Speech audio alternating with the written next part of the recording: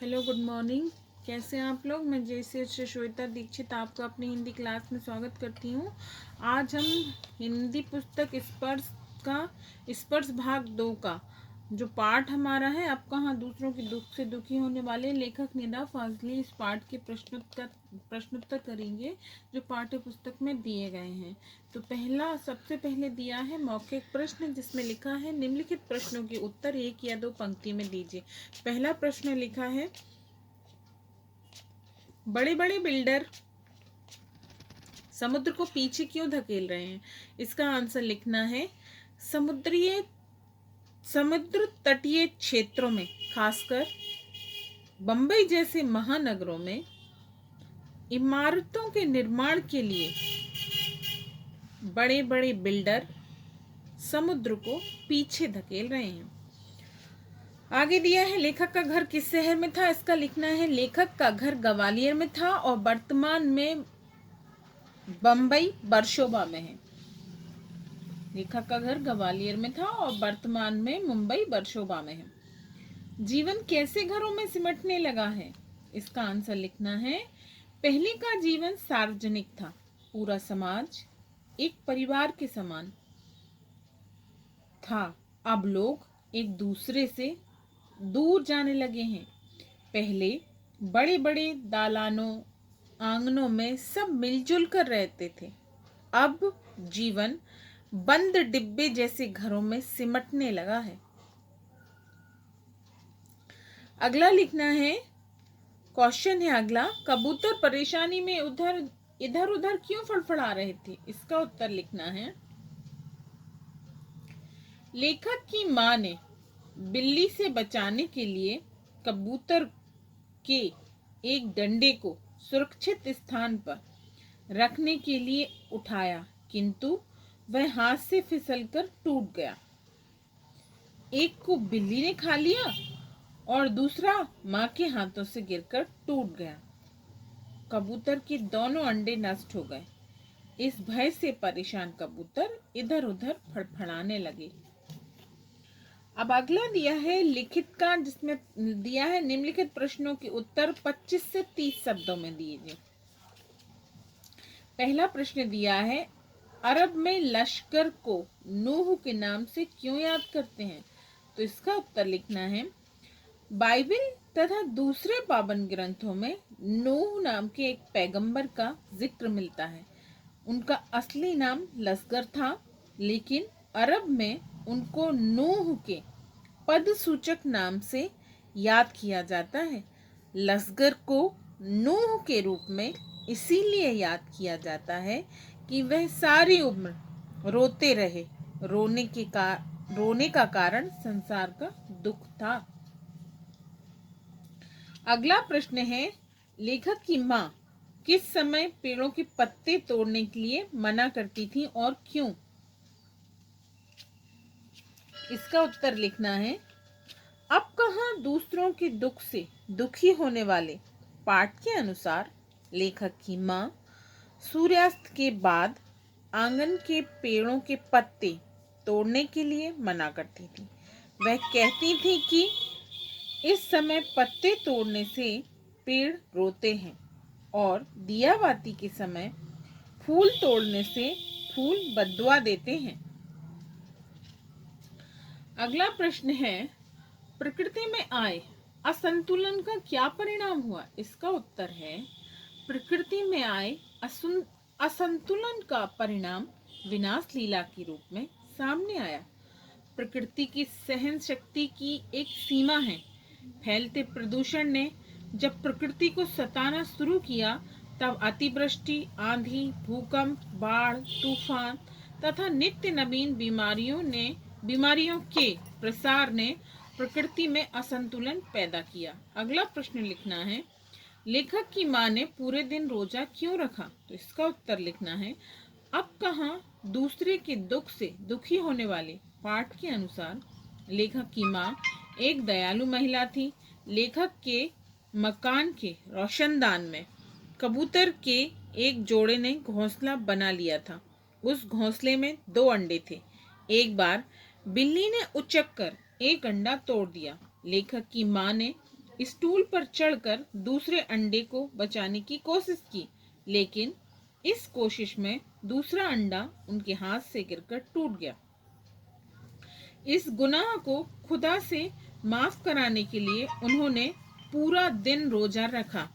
अगला प्रश्न लिखना है, प्रश्न क्रमांक 5, जिसमें लिखा है लेखक ने ग्वालियर से मुंबई तक किन बदलावों को महसूस किया, पाठ के आधार पर स्पष्ट कीजिए। इसमें लिखना है ग्वालियर से मुंबई तक शहरों में अत्यधिक बदलाव आए हैं।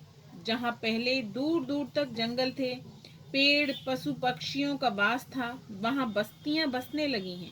इन बस्तियों ने प्राणियों से उनके घर छीन लिए हैं। समूचे वातावरण में परिवर्तन हुआ है। बढ़ती आबादी ने लोगों की जीवन शैली को पूरी तरह परिवर्तित किया है। लेखक ग्वालियर से बंबई तक के जीवन के बदलाव को स्पष्ट रूप से सामने लाए हैं। अगला प्रश्न है, प्रश्न क्रमांक 6, डेरा डालने से क्या तात्पर्य है, स्पष्ट कीजिए। डेरा डालने का अर्थ है अस्थायी घरों का निर्माण। शहरों के विस्तार ने पशु पक्षियों के वास्तविक घर को समाप्त कर दिया है। पेड़ पौधों को काटकर बस्तियों का निर्माण हुआ है। पहले जहां दूर तक जंगल थे, परिंदे चहचहाते थे, वातावरण में आकर्षण था, वहीं अब परिंदे बेघर हो गए हैं। परिंदों के स्वाभाविक घरों को समाप्त किए जाने के बाद उन्होंने जहां तहां अस्थायी पड़ाव डाला है, जिसे लेखक ने चिड़ियों का डेरा डालना माना है। प्रश्न क्रमांक 7 में लिखा है शेख अयाज के पिता अपनी बाजू पर काला चियोटा रेंगता देख भोजन छोड़कर क्यों उठ गए थे। इसका उत्तर लिखना है शेख अयाज के पिता जब कुएं से नहाकर लौटे तब उनकी माँ ने भोजन परोस दिया। तभी उन्होंने अपनी बाजू पर काला चियोटा रेंगते देखा तो वह भोजन छोड़कर उठ खड़े हुए और उसे वापस उसके घर छोड़ने कुएं की तरफ चल दिए।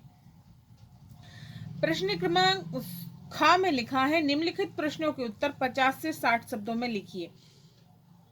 इसमें पहला प्रश्न दिया है बढ़ती हुई आबादी का पर्यावरण पर क्या प्रभाव पड़ा। इसका उत्तर लिखना है बढ़ती आबादी ने पर्यावरण को अत्यधिक प्रभावित किया है। पहले जमीन के बड़े बड़े भाग में जंगल थे, पेड़ पौधे पशु पक्षियों से धरती हरी भरी थी, चारों ओर हरियाली तथा परिंदों की चहचहाट थी। जनसंख्या के बढ़ने पर लोगों के लिए स्थान विस्तारित करने हेतु जंगलों को काटा गया, जिससे पेड़ पौधों तथा पशु पक्षियों का पलायन हुआ। प्रकृति का संतुलन बिगड़ने लगा। इसने पर्यावरण को प्रभावित किया। प्रकृति के असंतुलन ने कई विसंगतियों को जन्म दिया। अनावृष्टि, अतिवृष्टि, बाढ़, तूफान, सुनामी जैसे प्राकृतिक आपदाओं को इस असंतुलन ने ही आमंत्रित किया। अगला लिखना है, अगला प्रश्न क्रमांक ख का दूसरा है लेखक की पत्नी को खिड़की में जाली क्यों लगवानी पड़ी। इसका उत्तर लिखना है लेखक का घर मुंबई के बरसोबा इलाके में था। उसके मकान के एक मचान के ऊपर कबूतरों ने घोंसला बना लिया। कबूतरों के बच्चे छोटे छोटे थे। कबूतर अपने बच्चों को दाना चुगाने के लिए खिड़की के रास्ते से बार बार घर में आते जाते रहते। कबूतरों की आवाजाही से लेखक के घर के सामान टूटते रहते थे। कबूतर लेखक की लाइब्रेरी में घुसकर किताबों को भी गंदा कर दिया करते थे। लेखक की पत्नी ने खिड़की में जाली लगवाकर कबूतरों की आवाजाही को बंद कर दिया। अब देखना है खा का प्रश्न क्रमांक 3 समुद्र के गुस्से की क्या वजह थी। उसने अपने गुस्सा कैसे निकाला। इसका उत्तर लिखना है अब कहां दूसरों के दुख से दुखी होने वाले पाठ के अनुसार समुद्र के क्रोध का मुख्य कारण था उसकी सहन शक्ति का जवाब दे देना।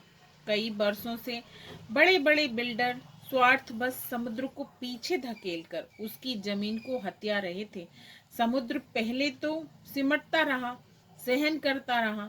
जब उससे सहन ना हुआ तो उसमें तूफान आया। समुद्र की लहरों ने बड़े बड़े जहाजों को उठाकर पटक दिया और समुद्र तट पर भयानक दृश्य उपस्थित हो गए।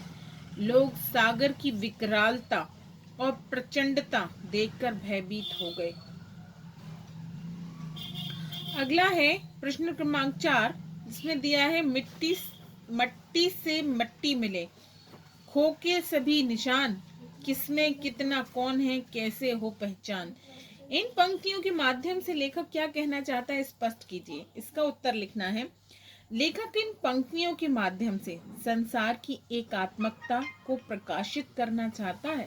वह मानता है कि दुनिया के सभी जीवधारी एक ही ईश्वर की संतान है, जो इस धरती पर जन्म लेकर अंततः इसी में मिल जाते हैं।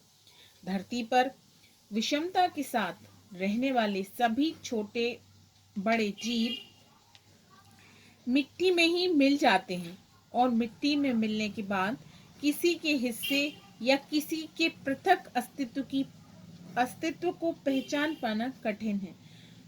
लेखक ने दूसरों के दुख से दुखी होने वाले लोगों को ही मनुष्य माना है।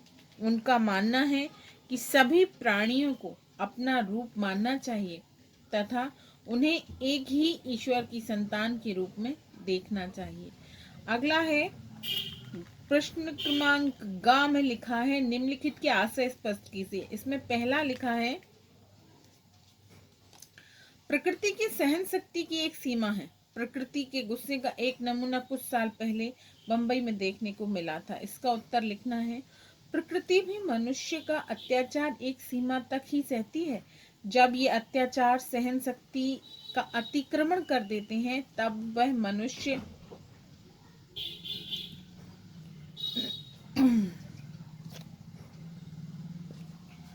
से बदला लेने पर उतारू हो जाती है, जिसका उदाहरण कुछ साल पहले बंबई में देखने को मिला था, जब समुद्र की लहरों ने जहाजों को गेंद की तरह हवा में उछालकर ध्वस्त कर दिया था। अब लिखना है